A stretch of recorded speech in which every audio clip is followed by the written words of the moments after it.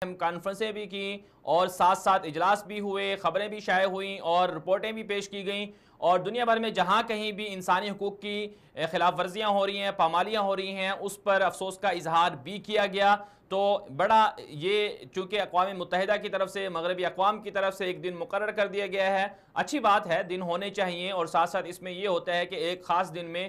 بلکہ ہونا تو یہ چاہیے جب کبھی ظلم ہو کسی کے اوپر اس کے خلاف آواز اٹھانی چاہیے، لیکن اگر ایک مخصوص دن کر دیا گیا ہے اور پھر اس کے اندر پورے سال کی جو خلاف ورزیاں ہیں، مظالم ہیں، ان کی بات کی جاتی ہے، تو یہ بہت اچھا ایک زبردست سلسلہ ہے۔ لیکن اگر بات کر لی جائے کہ انسانی حقوق کی خلاف ورزیاں کرتا کون ہے، اور سب سے زیادہ انسانی حقوق کی خلاف ورزیاں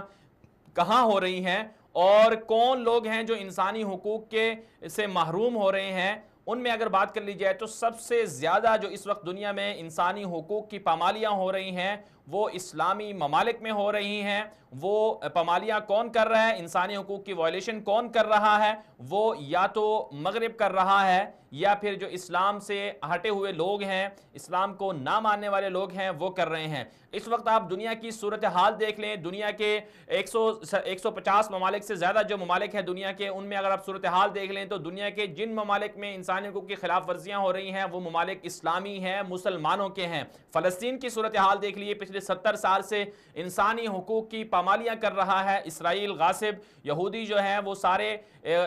فلسطینیوں پر مظالم ڈھا رہے ہیں، اور ان کے ساتھ جو تعاون کرنے والے ہیں وہ پورا کا پورا یورپ، مغرب ان کے ساتھ کھڑا ہوا ہے، ان کا حلیف بنا ہوا ہے، امریکہ ان کا بھرپور ساتھ دیتا ہے، اور کوئی بھی اس پر آواز نہیں اٹھاتا۔ یہ صورتحال ہے فلسطین کی۔ اسی طرح آگے بڑھیں تو بات کریں مقبوضہ کشمیر کی، تو مقبوضہ کشمیر میں بھارت 70 سال سے کشمیریوں پر مظالم ڈھا رہا ہے، درندگی کی انتہا کر دی گئی ہے، ہر روز 3 سے 5 کشمیری شہید ہو رہے ہیں، بچوں کو شہید کیا جا رہا ہے، اور اسی طرح جو وہاں کی خواتین ہیں ان کی آبرو ریزی کی جاتی ہے، اور وہاں جو پڑھے لکھے لوگ ہیں ان کو گولیاں مار کر شہید کر دیا جاتا ہے، اور جو احتجاج کرنے والے نوجوان ہیں پیلٹ گنوں کے استعمال سے انہیں اندھا کر دیا جاتا ہے، ان کے چہروں کو زخمی کر دیا جاتا ہے۔ یہ صورتحال ہے بھارت کی مقبوضہ کشمیر میں، جس طرح سے وہ انسانی حقوق کی خلاف ورزیاں کر رہا ہے۔ 70 سال کا عرصہ گزر گیا ہے، کسی انسانی حقوق کی تنظیم کو نظر نہیں آتا۔ اقوام متحدہ کے اندر انسانی حقوق کے حوالے سے کمیشن بنا ہوا ہے،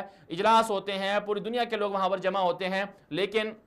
لیکن کوئی بھی اس پر آواز اگر اٹھاتا بھی ہے تو وہ مؤثر آواز نہیں ہوتی، یا پھر محض مذمت کی جاتی ہے۔ لیکن عملی طور پر آج تک کشمیریوں کی جو انسانی حقوق کی خلاف ورزی ہو رہی ہے اس پر عملی طور پر کوئی بڑا ایکشن، کوئی بڑا اقدام نہیں لیا گیا، نہ بھارت پر پابندیاں لگائی گئی ہیں، نہ بھارت کو مجبور کیا گیا ہے کہ آپ جمہوریت کے نام پر کس طرح سے کشمیریوں کا خون بہا رہے ہیں، یہ کسی نے مجبور نہیں کیا۔ اگر دنیا چاہے تو جس طرح سے ایران پر پابندیاں لگا سکتی ہے دنیا، تو اسی طرح دنیا جو ہے وہ